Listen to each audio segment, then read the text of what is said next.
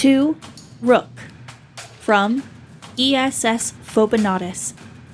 Not only do you have my word that you will be protected, but the Council of Eberus has agreed to lobby for a full pardon on your behalf.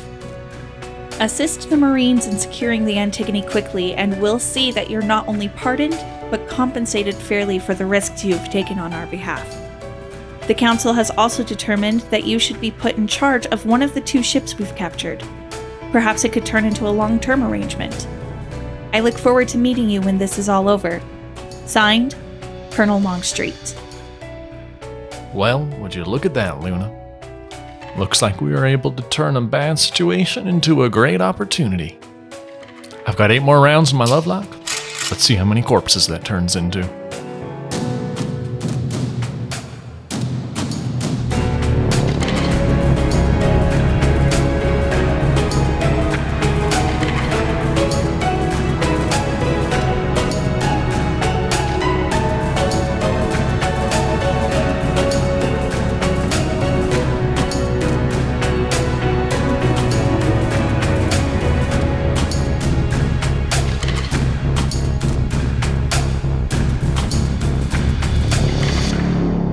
This is Midnight Sentry, Episode 7, What Lies Inside. Luna, start recording. Now recording. Alright, Council, Longstreet. I've made contact with your Marine teams. Looks like you've got a whole rifle squad on here, under command of Sergeant Rutherford, I think the name was. Here's the situation as far as I've been able to tell. First, I opened the shuttle bay on the starboard side of the ship, so you could try and land another Marine squad on here. As expected, the hijackers moved to close it. This drew a portion of them away from the bridge. They've since closed the door again, but Rutherford is leading teams 1 and 2 to cut them off and gun them down. Fire Team 3 is still cutting through doors and breaching bulkheads to try and get to the bridge. Chatter among the hijackers indicates that we've got them on their toes. Zed keeps telling them that they don't get paid unless they get the ship to the Isarian Gap, and Bravo 1 is out for blood.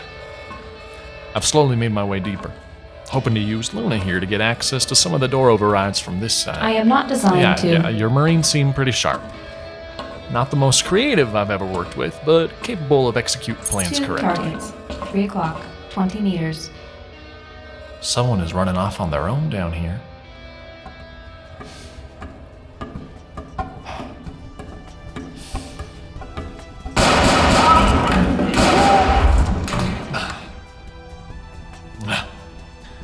These ribs are freaking killing me.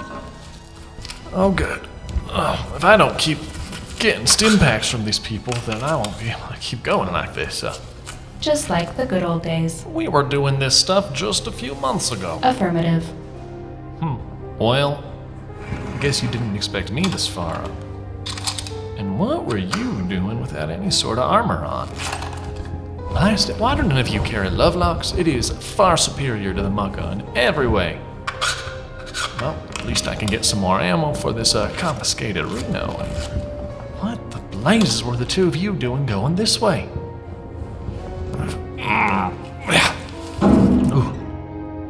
Oh, shoot. Council? Sorry that I just left that on during my displays of violence, but... well, I just rolled this guy over. He's wearing an Eberus Port Authority uniform. ID says, Reginald Westerfield? He's packing. Got some of the same types of weapons that the rest of these hijackers are carrying. Is this one of yours? Are all of the Port Authority people on board working with the bad guys like this? Alright, Luna, let's keep moving.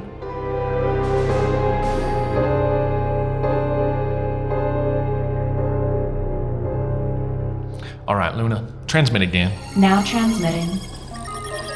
I spent the last few minutes trying to figure out what the blazes these 2 operatives wanted in this part of the ship.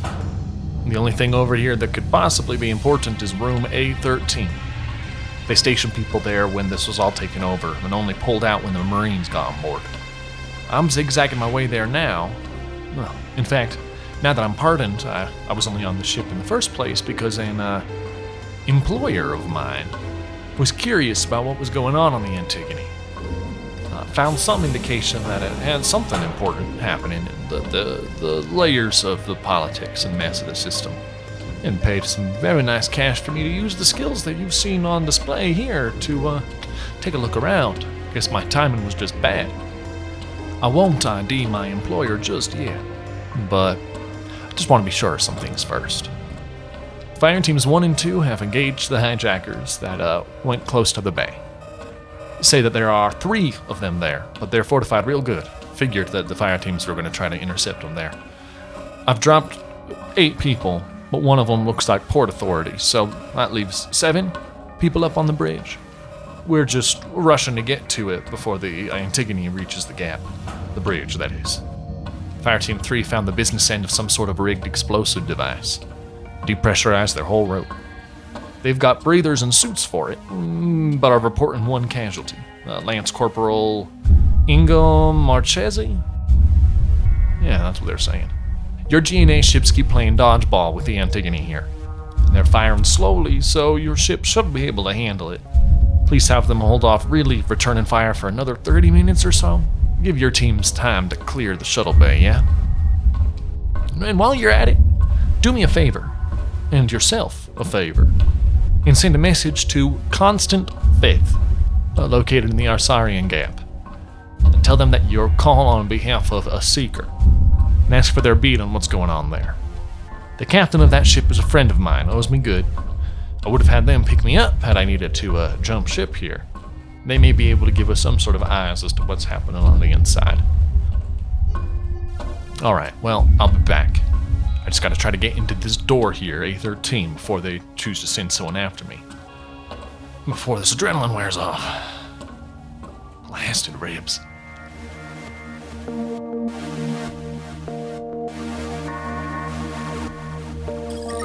Resuming recording. Okay, I'm still trying to get into this A13 room, but I just got this over the headset.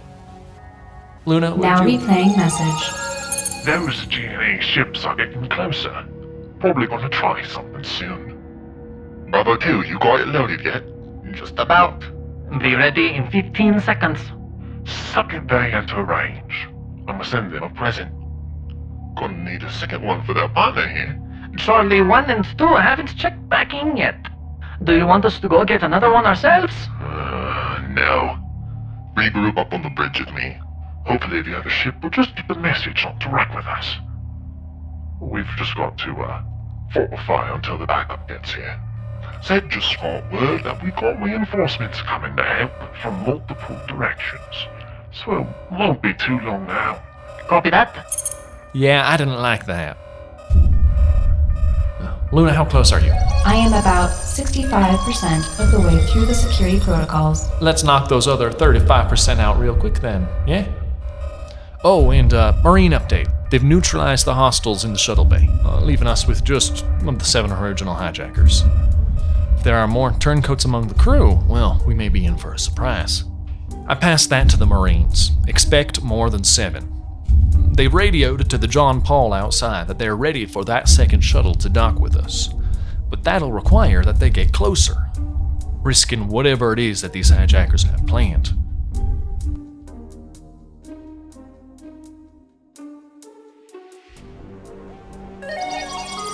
To Rook, from ESS Phobanatus. Constant Fifth says this: no CSD ships anywhere close. Picked up on 2 cargo ships heading toward the core side entrance. Looks like somebody hired out both the Night Rose and the 2 of Clubs. Lots of money behind whatever you're dealing with. Tell the Seeker he's a fool for getting mixed up with Eberus Station. We know that the Council of Eberus has gotten help from a mercenary company, Wickinger, through Lyran Avionics, an aerospace company who has been very helpful with Eberus Station's crisis so far. 2 paddle groups are on their way to assist, but they will arrive in a few days. Signed, Colonel Longstreet. Night Rose and 2 of Clubs are cargo ships, technically, but their cargo is a bunch of warheads. They're the schoolyard bullies of the Gap. Barely ever fight anybody because everybody knows that they would lose going against them. They're not exactly military-grade ships, but they could definitely ruin someone's day, even yours. And they don't do work for cheap. Usually they just get paid to show up while some mining conglomerate politely informs a small private operation that they're being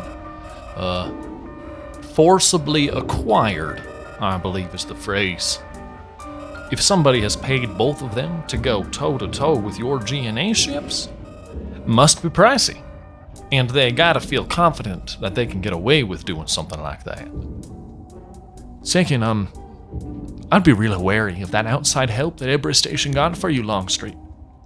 2 battle groups means 8 ships, and Wickinger is a pretty nasty merc company.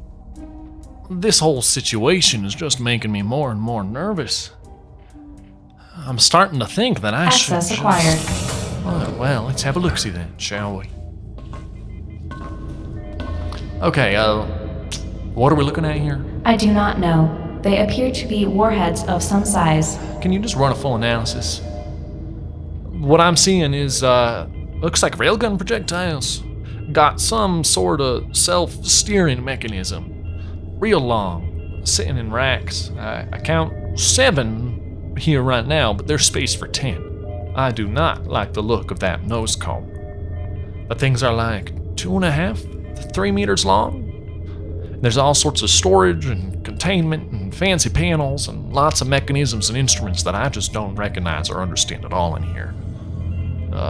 All over the walls, the ceiling.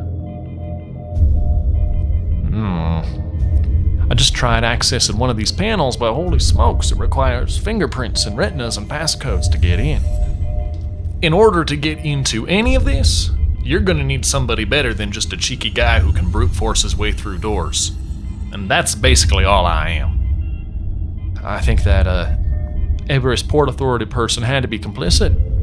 He had a weapon and was heading this way. Analysis complete. These weapons match the width of railgun projectiles, but are much longer. However, the warhead portion does not match any known models or designs. Containment warnings indicate some sort of highly volatile payload. Oh, Longstreet. Whatever these are, they're probably very dangerous and very illegal. Potentially war crime level illegal. Chemical weapons, nuclear weapons, bioweapons, something like that. What were you doing on this Rakan ship, Council? I just hope this wasn't your doing, and instead was the doing of the clowns that you replaced. 'Cause this is not good. Targets acquired. Now firing railgun.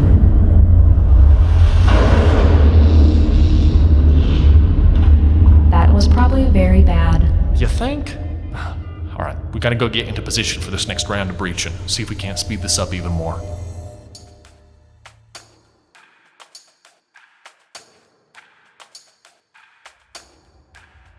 Luna, send all of this to the Phobanatis. Affirmative. Okay. Well, good news and bad news, I guess. The John Paul, with your shuttle full of Marines, got in close so the shuttle could try to jump the gap and come help us out. The Antigone fired something. I think one of those warheads that I saw in A13. None of us here know much more, but the John Paul has been hit and is falling back. No clue about the damage, but your Marines have lost contact. What little visual they could get, your shuttle pilot told us that it looked real bad, real funky. Good news, the second shuttle of Marines was clear by the time that happened, and has landed successfully on the Antigone. We've got 2 rifle squads for a total of 6 fire teams here on the Antigone, going up against anywhere from 7 to 10 hijackers. We're almost ready to breach the bridge. We should be able to clear it and stop this ship within the next few minutes or so, but it's gonna be messy. Bridges are specially designed not to be breached like how we're about to attempt. Sightlines, armor plating, just the layout of the room itself, we're gonna be going up against it all. And there's no way we can do it without them being ready for us to come through. If I live long enough to see this next phase of this mess, then I will tell you who I am, what I was doing on your ship, and how I can help you out even more.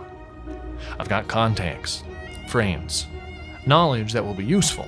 Not tons, but it'll be something. Especially now that I've got a nice pardon for myself. I can admit to having some of these things without getting in trouble. But I'll just say it's been real crazy the last few hours. I've been too busy disarming more explosives in the halls to really process everything that I've been telling you about. But I can tell you this. I feel like stopping the Antigone may just be the start of your problems. Feels like a war is coming. Of some sort. There's just this itching at the base of my neck, this weight on the top of my head that says things are about to get worse. And that's not just the broken rib speaking. The medic on your team has taken a look at it all and stimmed me up real good. Says that I definitely have 2 broken ribs here. Says that I will probably crash and crash hard the second all that wears off with how many of these I've been popping, but, you know, I've done crazier things. I went to college. I went to the military academy. And I successfully leveraged a crisis to get myself a pardon for a long list of crimes, so I'm sure I'll be fine. Yeah. Alright, there's the signal. Final breach in T-2 minutes. Wish us luck, yeah? Like you always say at the end of your message. Even your Marines sign off with it. I love how positive and supportive you people are. We'll do a full debriefing afterwards, Colonel. Council. Get some good sleep tonight. It may be the last time you get the chance to do so for a long, long while. You ready, folks? Uh-huh. All right. Follow me.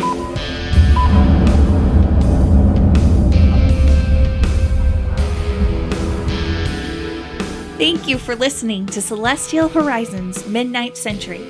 It's available on YouTube, Apple Podcasts, and Spotify, with new episodes coming out every Thursday. The story is shaped by audience members like you through our modules and through the Council of Eberus, our Patreon group. Currently, a ship called the ESS Phobanatus is trying to track down the Antigone. You can step into the shoes of its commanding officer in Operation Bloodhound. Part 4 released last week, and Part 5 will come out next week. The success of the mission, the lives of your crew, and the future of Hypatia will be in your hands. Don't forget to subscribe to our YouTube channel for updates on future videos. You can also find us on Facebook, Instagram, and Twitter. This episode features Nathan Young as Rook and Ellen Ford as Luna, with music by Nathan Young and Marcus Richardson. A huge thank you to our corporate overlord, Voidspawn, and to John Parker and Anonymous, our armchair generals who approved these dangerous operations. Good luck and Godspeed.